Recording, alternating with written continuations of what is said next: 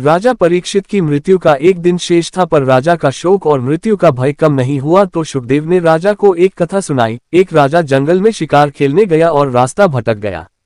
उसे एक झोपड़ी नजर आई जिसमें एक बीमार बहेलिया रहता था। उसने झोपड़ी में ही एक और मलमूत्र त्यागने का स्थान बना रखा था और खाने के लिए जानवरों का मांस झोपड़ी की छत पर टांग रखा था। वह बहुत छोटी दुर्गंधयुक्त झोपड़ी थी। राजा ने विवशतावश बहेलिये से झोपड़ी में रात भर ठहरा लेने की प्रार्थना की। बहेलिया बोला, मैं भटके हुए राहगीरों को अक्सर ठहराता रहा हूं, पर दूसरे दिन वे झोपड़ी से जाना नहीं चाहते।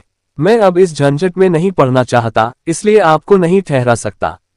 राजा ने उसे वचन दिया कि वह ऐसा नहीं करेगा, किंतु सुबह उठते उठते उस झोपड़ी की गंध में राजा ऐसा रच बस गया कि वहीं रहने की बात सोचने लगा। उसका बहेलिये से कलह भी हुआ। शुकदेव ने परीक्षित से पूछा, क्या उस राजा के लिए ये झंझट उचित था? परीक्षित ने कहा, वह तो बड़ा मूर्ख था जो राजकाज भूलकर दिए हुए वचन को तोड़ते हुए अधिक समय तक झोपड़ी में रहना चाहता था। आखिर वह राजा कौन था? शुकदेव ने कहा, वह और कोई नहीं, तुम स्वयं हो। इस मलमूत्र की कोठरी यानी देह में जितना समय तुम्हारी आत्मा को रहना जरूरी था, वह अवधि पूरी हो गई। अब इसे दूसरे लोक को जाना है। क्या अब भी मरने का शोक करना उचित है? परीक्षित ने मृत्यु के भय को भुलाते हुए मानसिक रूप से निर्वाण की तैयारी कर ली और अंतिम दिन का कथा श्रवण पूरे मन से किया। जय जय श्री राधे।